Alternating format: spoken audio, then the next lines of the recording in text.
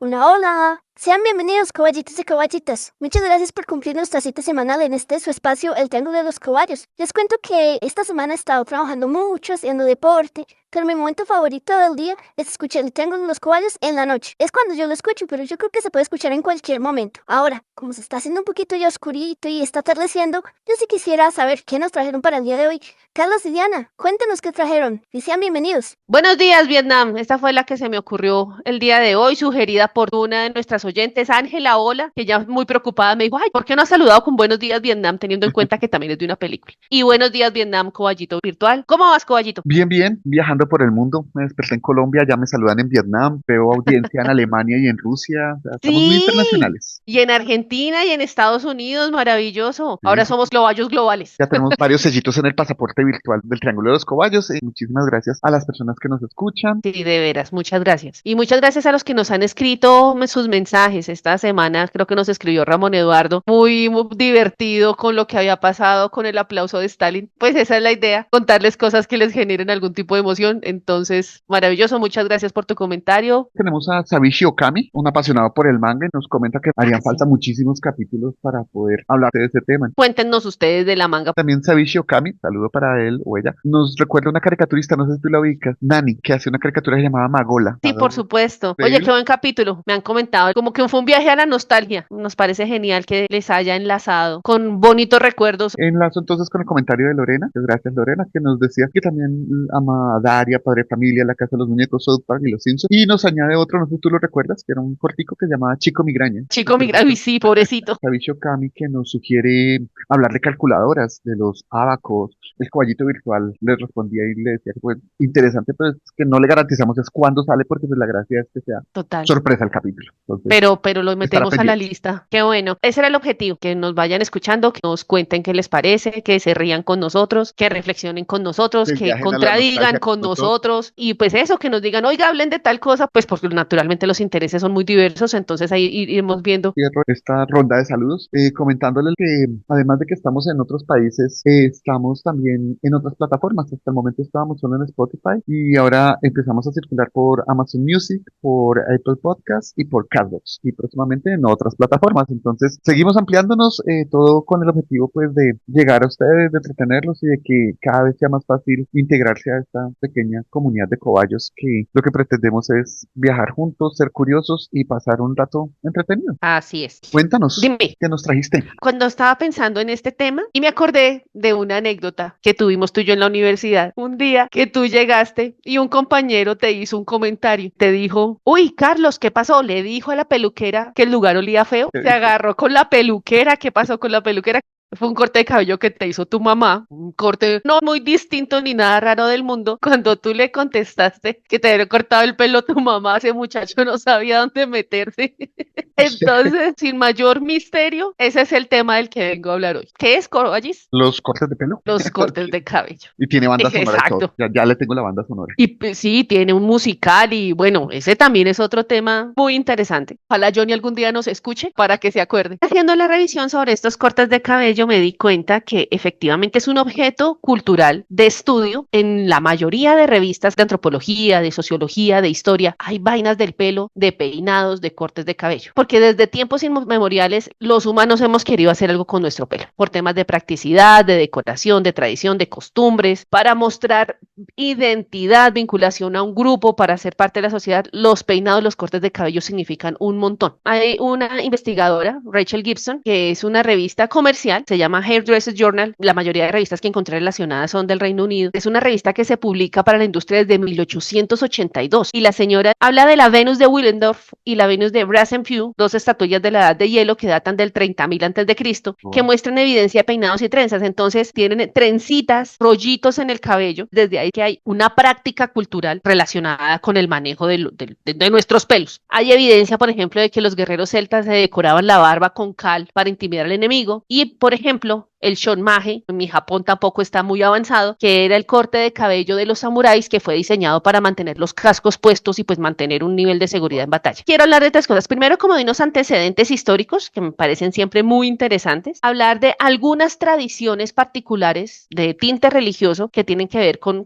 cortes y peinados. Y hablar de algunos movimientos culturales que se identifican o te vinculan con peinados o cortes de cabello. Como siempre, uno de nuestros referentes en el mundo occidental, pues los egipcios, en el que efectivamente había un culto al cabello donde las pelucas y su elaboración eran únicamente susceptibles de ser usadas por personas importantes. Tenían la particularidad los griegos de usar el cabello corto y que eso pues ha influenciado hasta nuestros días. Cualquiera de estas prácticas de cortes de cabello y de peinado es porque desde la antigüedad se le atribuyen propiedades místicas al pelo humano, porque pues se puede cortar sin que duela, sin que haya un perjuicio para el cuerpo. Se renueva toda la vida y cuando nos morimos, cuando la piel se encoge, pareciera que el pelo sigue creciendo, entonces eso pues hay un mundo de narrativas alrededor del tema. El cabello ha sido objeto de adorno, de peinado. Esos peinados y esos cortes de cabello simbolizan un estatus social. Pareciera así que si no jerarquizamos y si no pisoteamos a los otros iguales no funcionamos y no somos felices. En la Edad Media, con la influencia de la Iglesia cristiana, hubo una mirada del cabello como signo de modestia. Entonces de ahí surge un poco, las mujeres usan su cabello largo y suelto como símbolo de feminidad y de virtud, y en el mismo tiempo en Oriente Medio se obliga a las mujeres a que utilicen un velo en el cabello para simbolizar modestia y piedad. O sea, esto ahí cruza un poquito con nuestro capítulo de los sombreros. En el siglo XII, el rey inglés Enrique II introdujo un impuesto para los hombres que tuvieran el pelo largo porque eso podía interpretarse como un signo de rebelión. Y entonces, no, mire, rey, yo soy un mechudo, pero tome le pago, no me le voy a rebelar, no le voy a armar aquí un mitin y déjeme ser un mechudo feliz. En el Renacimiento, el uso de las pelucas popularizados por María Antonieta y su señor marido en las cortes francesas.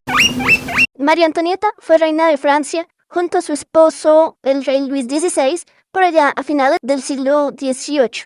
Ellos fueron destituidos durante la Revolución Francesa y finalmente los ejecutaron en 1793, dando así fin a la monarquía francesa e iniciando la República. Además, ella fue percibida como muy extravagante, y los dos fueron símbolos de los excesos innecesarios de la monarquía. Se interrumpió brutalmente en la Revolución de 1789 porque alguien que usara una peluca era evidente que no tenía que trabajar de manera física para ganarse la vida o mudarse mucho. Entonces de una vez demostraba como esa ruptura entre la realeza y los plebeyos, mostrando quiénes eran más o quiénes eran menos. En la época victoriana, a las mujeres les hacen recogerse el cabello en moñitos muy elaborados. Los hombres se mantiene la costumbre de llevarlo cortito, bien peinado, y pues es un periodo muy romántico donde se veía que se pusieran cinticas, moñitos, florecitas. Siempre ha habido un tema naturalmente estético, pero un tema de que lo que tú haces con tu cabello demuestra tu clase social, tu estatus, tu identidad, tu pertenencia a un grupo en particular. Quiero hablar entonces de algunas tradiciones religiosas que los cortes de cabello, los peinados tienen una particularidad. La primera es la tradición judía. Los nazareos son hombres y mujeres que se supone tienen cualidades divinas, cualidades de vocación, se dedican a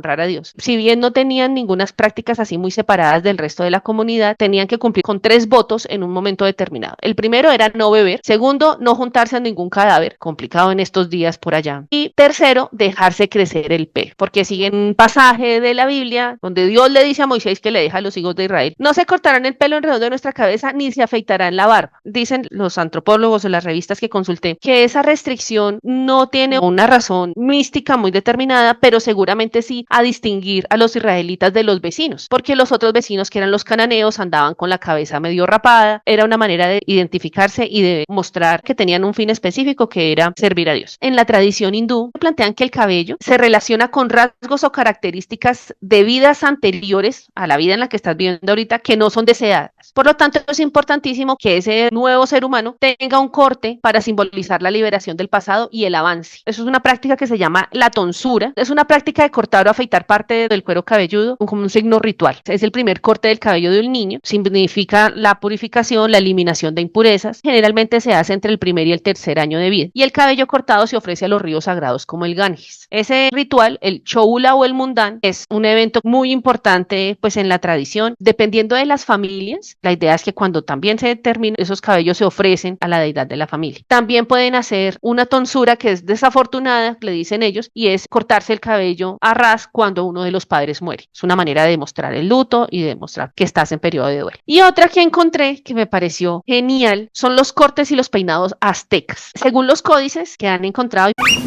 Un códice básicamente es cualquier documento escrito a mano antes de la invención de la imprenta. tenían un mundo de peinados que usaban para diferentes profesiones y rangos a lo largo del imperio. Entonces esta gente no hacía gafetes ni nada, sino venga, usted es un sacerdote, tiene que llevar el pelo así. Usted es un plebeyo, lo tiene que llevar así. Usted es un guerrero, se puede cortar el pelo así. Los peinados podían significar como, por ejemplo, yo soy un guerrero, pero todavía no he matado enemigos. Yo soy un guerrero, pero todavía no he tenido prisioneros. Yo soy un guerrero y no estoy casado. Ahí está el guerrero Cuachic, que utiliza el corte que se llama el rasurado. El peinado se llama el Huachachitli, y es una cresta rígida de pelo que crece en el centro del cuero cabelludo del guerrero, que de otra manera estaría rapada. Los guerreros de Tequihua utilizaban un peinado que se llamaba el Temiyotl, que también tenía que ver con raparse zonas particulares del cráneo para demostrar como su participación en diferentes guerras. Los Otomí eran muy reconocidos por ser luchadores muy feroces, por ser muy valientes. Tenían dentro de su comunidad de guerreros una orden especial que eran los guerreros águila y los guerreros jaguar. Tenían la particularidad de tener un moño que tenía que estar amarrado con una cinta roja y llevarlo más largo en la parte posterior que cualquier otro guerrero. Los maestros también tenían su propio peinado, tenían que afeitarse las sienes. Su herramienta era afilar caparazones de tortuga. El shonmaje japonés es un estilo de corte de cabello utilizado por hombres, por los samuráis, y teniendo en cuenta que ya no es que abunden los samuráis, sino que es más un tema de tradición histórica, en este momento se mantiene vigente con los luchadores de sumo, que se recogen todo el pelo como en una bolita arriba. A los samuráis en su momento les permitía mantener el casco firme dentro de la pelea. Y de movimientos culturales, encontré 3 que me parecieron como muy dicientes y además muy cercanos. Los hippies en los 60. Entonces venimos de una tradición victoriana donde las mujeres tienen que llevar el pelo recogido, los hombres el cabello corto, y pues los hippies empezaron en su estilo de abrazar la vida natural y de despreciar las normas vigentes de la sociedad en ese momento, del consumismo, las normas sociales convencionales, de hablar en libertad y conexión con la naturaleza, pues se dejaban el pelo largo, lo cual se convirtió en un símbolo particular del movimiento de rebelión y libertad, como una manera de rechazar las normas de belleza convencionales y de expresar su individualidad. Dieron lugar a ese musical Hair que se estrenó a finales de los 60 y que el cabello era el símbolo central de la zona. Luego vienen nuestros amigos del punk, unos años después del movimiento hippie. La cultura punk, que por supuesto incluía música, surge a mediados de la década de 1970. Que ya no es solamente un tema de oposición, sino un tema de rebeldía abierta y directa a los cánones del momento. Ya no es solamente me rebelo, sino que lo protesto, impongo los míos frente a las normas sociales y las estéticas establecidas. Se populariza con la música, que también tenía una actitud rebelde y provocadora, que tiene que ver entonces con un corte de cabello bien extremo para chicos y chicas, y está basado en el mohicano. Se rapan los pelos a los lados del cráneo y el cabello restante se levanta en una cresta. El último que quisiera traer aquí, no quiero ser respetuosa con los que saben realmente del tema, sé que también es una cosa mucho más amplia, los peinados de las comunidades afro, porque de verdad si hay un estilo de cabello, de corte de peinado que tenga que ver con una reivindicación cultural, con una manifestación de defensa de derechos, de identidad, pues tiene que ver con la comunidad afro, especialmente los afros colombianos en la región Pacífico. El corazón de los peinados afro es lo que se llaman las trenzas de raíz. Son trenzas que van pegadas al cuero cabelludo, que son específicas de los pueblos africanos y que lo llevaban las mujeres. Estos hechos que narra Diana ocurren durante la época de la esclavitud en Colombia.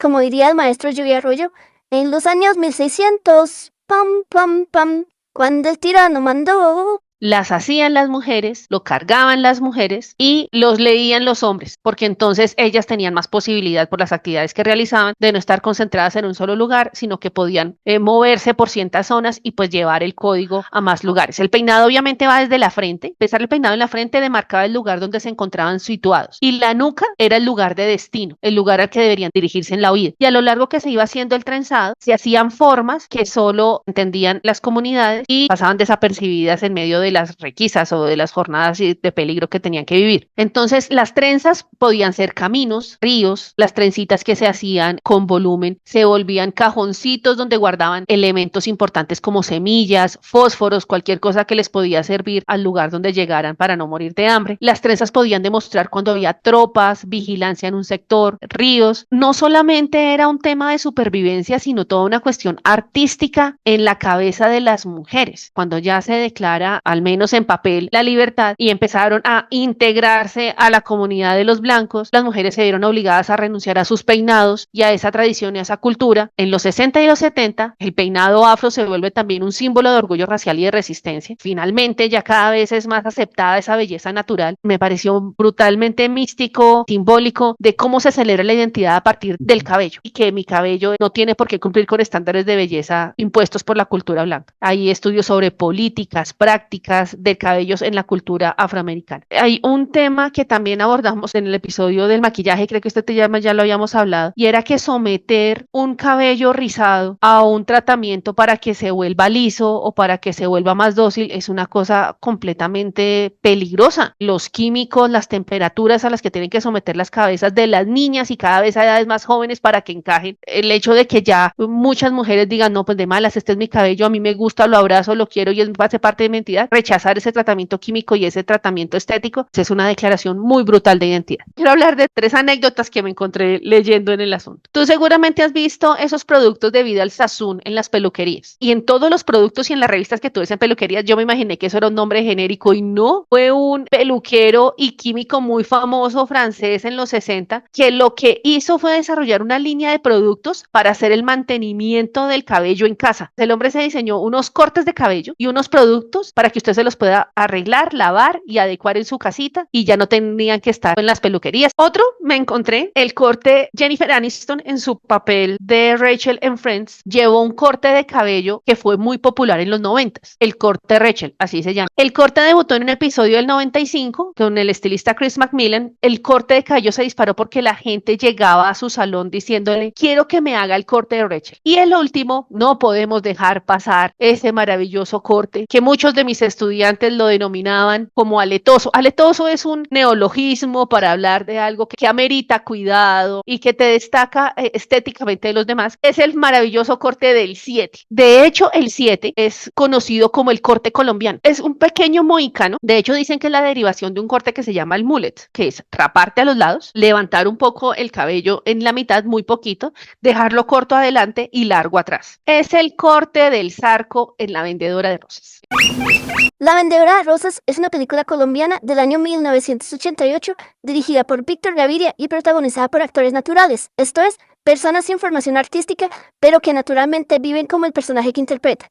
Hizo parte de un festival de Cannes y es reconocida como una de las más importantes de este país. Es un 7 hegemónico, aceptado culturalmente. Pero el 7 viene a ser un tema también muy interesante en cultura popular. Lo que dicen los expertos es que el 7 tiene como 3 significados. Primero, pelo corto adelante, significa negocios al frente, el cabello de atrás largo, significa fiesta atrás. Y el punto central de estar rapado, pues a los lados. Pero la fiesta atrás es optativa. Tú puedes llevar un 7 más discreto que solo sea negocios. Rapado a los lados, cortico adelante y corto atrás. El 7 es un corte muy popular. No creo que exista ninguna barbería o peluquería en Colombia que lo ignore. No comparto su estética, pero es una cosa que los muchachos llevan de manera muy frecuente y pues que ya ha roto incluso barreras y que ha terminado siendo un concepto de peluquería en otros países. Una denominación de origen. Ese era mi tema, Coballo. Más que un objeto, es una práctica cultural sobre un objeto natural como es el cabello. Un corte de cabello te identifica un montón de lo que tú quieres proyectar, de lo que tú quieres decirle a otros. En tu cuerpo es lo primero que puedes mostrar, que puedes manipular sin que haya consecuencias a largo plazo, pues porque igual en algún momento de la vida crecerá. Es muy interesante que, por ejemplo, muchos adolescentes como primera estrategia para reivindicar su identidad y lo demás, entonces me rapo ciertas partes o me lo pinto de colores vistosos. Y eso lo primero que genera es como una tensión en la familia, porque hay todos unos estereotipos cargados a los cortes de cabello. Es una declaratoria abierta de cómo tú te identificas y de lo que quieres que el mundo vea. Me parece interesante que saliste un poco de tu tradición de los objetos como tal, de algo concreto en la realidad y pasaste un poco al lado oscuro de las prácticas culturales que también hacen parte. Que es una, exacto, pero yo decía, pero es que el corte de cabello es un objeto, tú lo ves, es tangible, está en la cabeza del paciente. Hombre, son objetos culturales, pero sí son materiales. Se materializa. Bueno, buen punto. Yo lo veo todavía como una práctica cultural, al menos en nuestra sociedad, desde nuestro punto de enunciación, es una práctica ritual todavía. Los que entramos a la universidad, hombres, normalmente dejamos el cabello largo y al salir de la universidad normalmente lo cortamos. Es casi que un ritual de iniciación al ingreso, Tienes toda la razón, yo lo sí. tenía largo. Y por eso el chiste de Johnny, por eso lo de la pelea con la peluquera y todo. Pero al De salir, acuerdo. de las primeras cosas que hice fue cortarlo a una cosa Sí, sí, tienes razón. socialmente más aceptable por el trabajo, por el Amigos, momento de estudiantes, ya uno grande, que abajo. andaban con su Cara para pelo abajo. larguísimo. No, no, es que ya el sistema me requiere ¿Ves? Sí, con sí. el cabello corto. Sí, tienes Cae, razón. cae Ese es una, un digamos, muy buen ejemplo. cuando yo hablaba de bandas sonoras que me vinieron a la cabeza, no solo Her, también la misma Grease, Brillantina, dos canciones argentinas, Raros Peinados Nuevos de Charly García, ¿no? Y El extraño de pelo largo, tiene varios intérpretes, pero Por son por supuesto. enanitos. Sobre todo Raros Peinados Nuevos responde precisamente a eso que tú decías, es el paso a una contracultura. Cuando yo me le paro a la tradición y digo que no, sale en una época de una dictadura, donde Ujú, no solo los así es. amigos del barrio van a desaparecer, sino toda tu Sí, familia, no todo. cultura, lo que crees, lo que quieres y todo. Era Con pelos y todo. que era una cosa disruptiva, diferente, rompedora y nuevamente contracultural y que arriesgabas hasta la vida por esos pelos largos. Hay unas tradiciones, ahí sí victorianas, de los guardapelos, que son esos como camafeos donde guardabas los cabellos de la amada. Volvemos a una época mucho Y qué más cosa asquerosa. Sí. Digo, sí, una excelente práctica. No, pues no romántica, castigamos a que es muy muy amorosa. romántica. Sí, guacatelas de perro Donde picho. metes unos mechones de pelos en una cosa, porque normalmente te ibas a la guerra cuando descubrieron que la guerra no era una cosa glamorosa, sino que habían descuartizamiento, sangre y muerte, entonces querían De llevarse acuerdo. consigo lo más entrañable. ¿Me recuerdas una parte del Señor de los Anillos? El libro. ¿Cuál? Yo no recuerdo si eso Ok. salió en la película. Salen ya pues, el bosque de los elfos y Galadriel le da a todos un obsequio, el palembas, las capas de invisibilidad, la Sí. luz. Tú sabes que los enanos y los elfos no eran los Ujú. mejores amigos del mundo. Gimli, que es un enano, dice, no, no necesito regalo. Y ella le dice, no serás el primero de irte de mi corte sin un regalo. Gimli dice, lo más deseable en este mundo sería uno de sus cabellos. Oh, no, eso no sale en la No me película. acuerdo. Ella no le da uno, le da tres. Y Legolas le dice, ¿qué te dio? Porque eso lo hicieron ellos. Aparte, él le muestra los tres cabellos. En ese momento es que Legolas se hace amigo de Gimli. Ese es el momento crucial. Porque Legolas conoce algo que no sabe Gimli. A miles de años atrás, un caballero elfo le pidió un cabello a Galadriel y ella no se lo dio. En estos rituales que hacen de yagé, muchos de los taitas han hecho ese sincretismo de las creencias indígenas con la creencia cristiana. Y muchos en ellos cuando empiezan a hacer el rito, lo primero que hablan es, te arrancan un cabello y te dicen, por los cabellos de Cristo, antes de proceder a la toma. Se parte el mundo en dos en los años 80 cuando un extraterrestre peludo se echa el copete para adelante y genera el famosísimo copete Copete de al. y los peinados emo, que son otro capítulo de alisarse el pelo de manera tal que te tape la Ese se me cara, escapó. te lo tenga como oculto. Es una declaración abierta, sin tapujos, de qué soy yo, qué quiero proyectar, qué quiero que la gente vea de mí. Cierro entonces con la recomendación literaria. Pedro el Grande, en Rusia. Una de las cosas que hizo fue poner impuestos a las barbas, porque los hacía ver desaliñados y feos. Y eso aparece en muchos libros rusos. Entonces,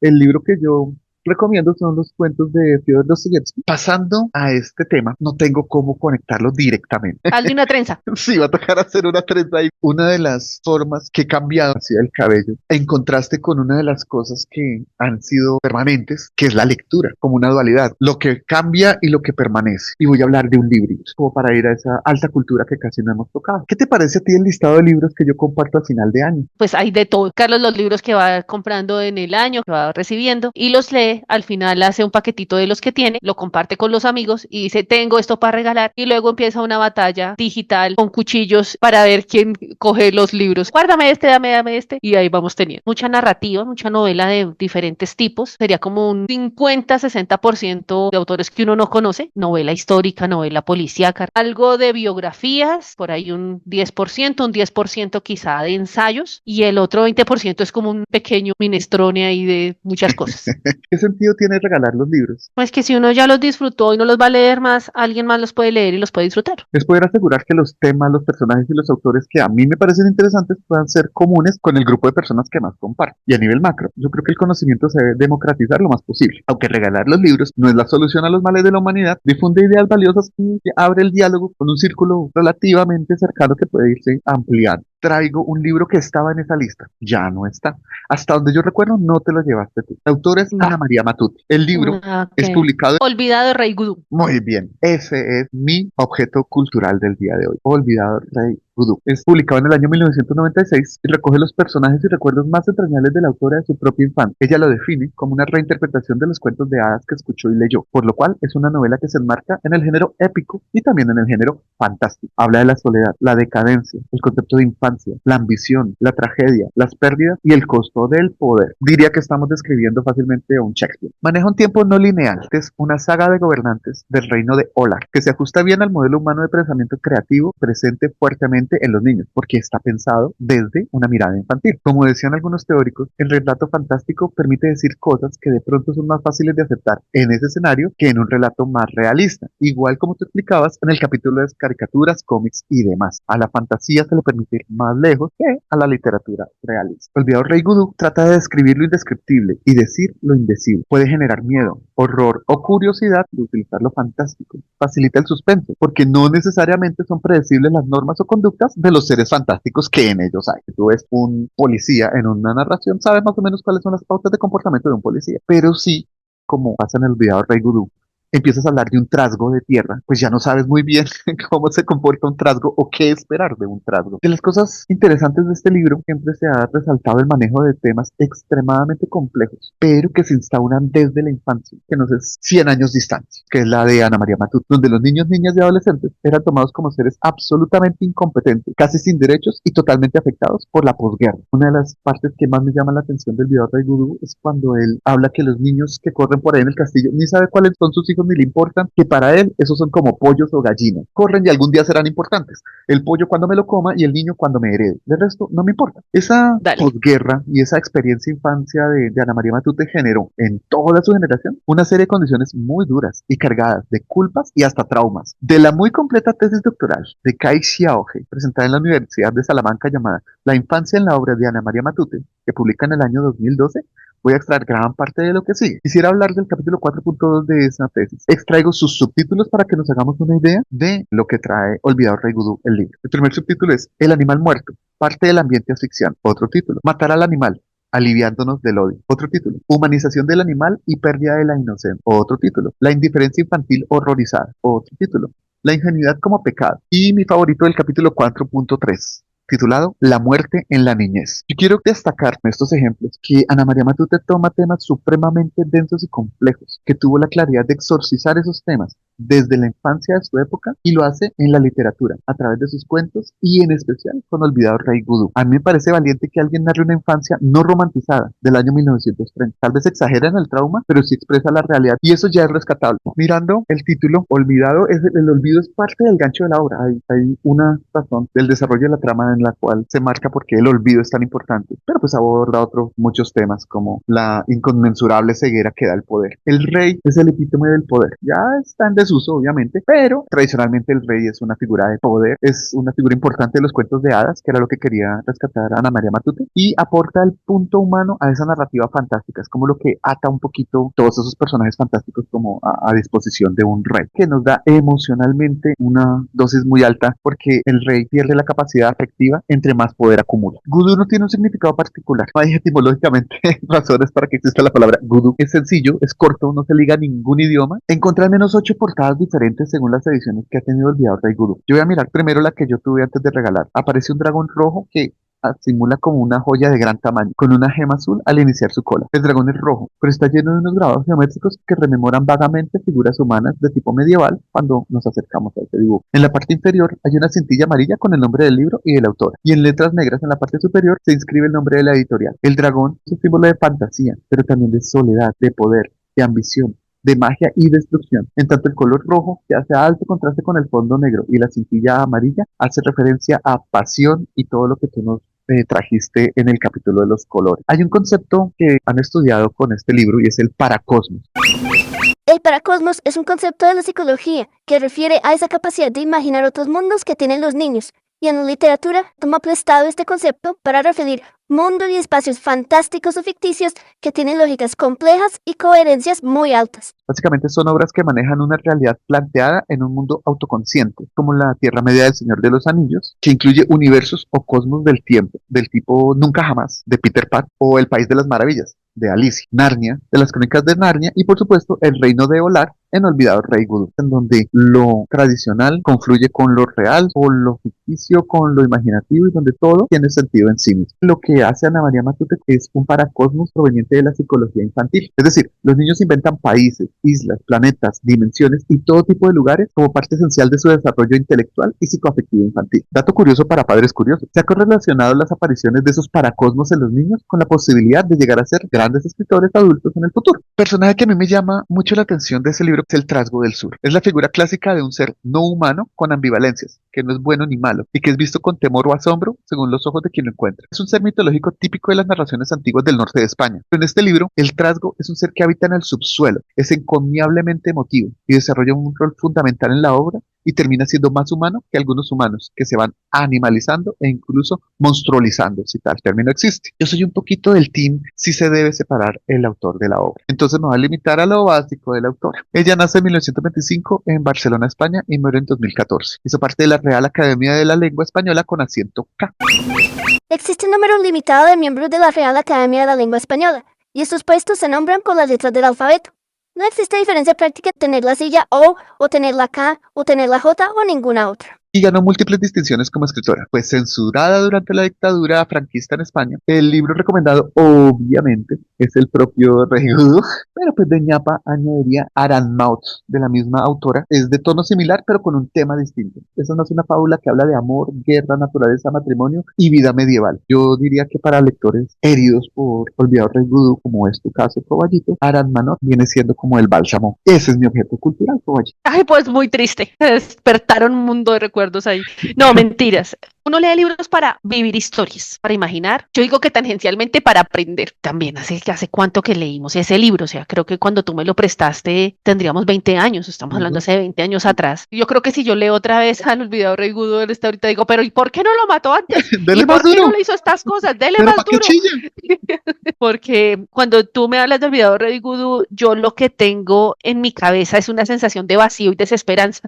Pero es un vacío y una desesperanza con una historia que fue muy amena. Eso no es un libro para leer rápido, y sobre todo porque hay partes en las que uno puede salir muy chocado. Valdría la pena volverlo a leer ahorita, 20 años después, a ver, uno dice, no, pero ese realidad no, pues lo que estaban eran, todos eran suaves, que vengan y que vean la realidad de ahora. También pienso en otras historias como El Castillo de Kafka, que también es vacío y desesperanza, pero tú no quieres volver a saber nunca nada más del castillo ni de Correcto, Kafka. te hastía, te saca. Sí, te hastía, te satura. Mientras que uno dice, ay, hola. Incluso no quisiera saber qué pasa después de ese último capítulo del Olvidado Rey Vudú. Y mira lo interesante, como tú lo revisas, cuando lo leí, yo lo leí como una lectura medieval. Entonces, es un mundo fantástico del mundo medieval. Fíjate que tú ya con la revisión que le haces, tú dices, venga, esto es una lectura de lo que pasa y de la comprensión del mundo de la infancia y del mundo moderno de la infancia. O sea, cómo es que se concibe, cómo es que se cuida, cómo es que se desarrolla, cómo es que se alimenta esa niñez y por todo lo que tiene que pasar. Yo juraba que Matute era argentina. Ese es un libro recomendado. Hay libros que son tristes, pero que igual uno vuelve a leer. Hay una caricatura de Montt. Está él en su personaje de Dino con su hijita Laura. Entonces él está escuchando música y le muestra a ella lo que él está escuchando. Y ella le dice, pero eso está muy triste. Sabrá Dios que estará escuchando Montt. Y él dice, a veces uno es infinitamente feliz poniéndose triste. Creo que este es un libro de esos. Es una cosa que te obliga a pensar distinto. Y además que me parece una genialidad porque los personajes están tan bien construidos. Y uno se va casando con estereotipos, pero no son estereotipos porque ahí tiene unos matices muy chéveres. Eso pienso de tu libro, Coballo, que como un objeto cultural por excelencia, como un libro de verdad transforma. Hay libros que uno lee y uno deja de ser el que es. Algo dentro de uno muere y cambia. O algo dentro de uno se aviva. Tú hablas del tema de la infancia, es lo que a mí más me llama la atención. Porque yo sí, claro, y pobrecito los niños, pero yo jamás lo pensé ni como psicóloga, ni desde la política, ni nada, sino, uy, esa época medieval era una porquería. Pero sí, creo que es un libro que vale absolutamente la pena para que los coballitos y coballitas lo puedan leer, lo puedan buscar. Es un libro que uno le puede comer un ratito, no solo por la longitud, porque es largote, sino también por la densidad. Además, ella es muy descriptiva. Sí, efectivamente, Olvidado Rey Vudú es extenso, entonces quien quiera de pronto dar una probadita, busque los cuentos de Ana María. Algunos ejemplos de cuentos de Ana María Matute son Los niños tontos, A mitad del camino, El río, La Virgen de Antioquía, El rey, El árbol de oro y muchos otros. Pero la recomendación es buscar una compilación de cuentos, como esa que se publicó en el año 2010 llamada La Puerta de la Luna. Asimismo, tiene una gran cantidad de obras infantiles, entre los cuales se destacan El país de la pizarra, El aprendiz, La oveja negra, El polizón de Ulises y otros más. Lo mismo, podemos buscar una recopilación de esas obras infantiles como por ejemplo la que se hizo en el año 2000 llamada Todos mis cuentos. Una cosa nostálgica, dura, que te choca, de Claro, sufrimiento. estamos en orillas distintas de lo que pensamos de la distinción entre autor y obra, que yo sí digo, Sí, autor y obra son muy cercanos sí. porque tú no puedes dar nada distinto de lo que tienes. Pues hombre, entendiendo una infancia en pleno periodo franquista Y y una posguerra, adolescencia de posguerra, hombre, pues ¿quién más va a escribir uno? Pues, dolor, Flores y desesperación. felicidad no va a ser. Es una épica triste, pero que vale la pena conocer. Listo, entonces esas son las apuestas Súper. de esta semana. Estuvo muy chévere, me parece que estuvo muy divertido el capítulo. Sí. Ojalá a los cobayos y cobayas les guste, les entretenga también, Nos nos hagan cuenten sus qué comentarios. peinados locos tuvieron o qué peinados locos Sí, han visto, o cuáles se quieren hacer. cuáles se quieren hacer, cuáles Sí, envidian, total, así como el Rachel que nos contabas que todo el yo, mundo envidiaba. sí, yo, por ejemplo, no pienso morir sin raparme alguna parte del cabello ya cuando nada me Ay, importe nada. Algún momento de la vida pasará. yo pensé en Eh, lo de rojo, rojo, rojo intenso, sí, que eso lo sí, daña mucho lo que van a hicimos hacer. los experimentos y las búsquedas del caso hace muchos años también. Eso, y miremos las reflexiones sobre el poder y las infancias, esas tristezas que a veces también nos reconfortan. Que nos cuenten qué otros libros, los cobayos, qué otros libros ellos descatan como, uy, qué libro tan triste y tan duro, pero me Pero vale la encantó y lo pena, volvería a leer y y lo se lo recomiendo. recomiendo. Sí, sí, sí. Entonces, así como hablamos aquí de cosas que van saliendo, canciones, películas, programas, libros, pues que nos cuenten también para nosotros también leerlos e ir conociendo de los intereses y de los gustos de nuestros cobayos. Feliz semana a todos. Gracias. Chao, coballito virtual. Gracias por tu compañía. Coballito, muchas gracias. Nos olemos en la siguiente. Vale, que sea una cita contigo y con todos los demás. Bye. Chao. Bueno, muchas gracias muchachos. Chao Diana, chao Carlos. Me parecieron muy interesantes los temas de hoy. Uno de pronto invita a la reflexión personal de lo que somos, lo que representamos y cómo nos queremos ver. A mí me gusta, por ejemplo, peinarme. Bueno, ustedes ya me han visto en las fotos. Más bien díganme cómo me veo con mi peinadito. Y los libros Olvido al Rey Gudu, a mí me gustó también, me pareció muy interesante. Creo que es otra invitación a la reflexión. Hoy estuvimos muy reflexivos, pero eso también es bueno. A todos nuestros caballitos que nos escuchen, muchísimas gracias. Nos vemos. Chao, chao.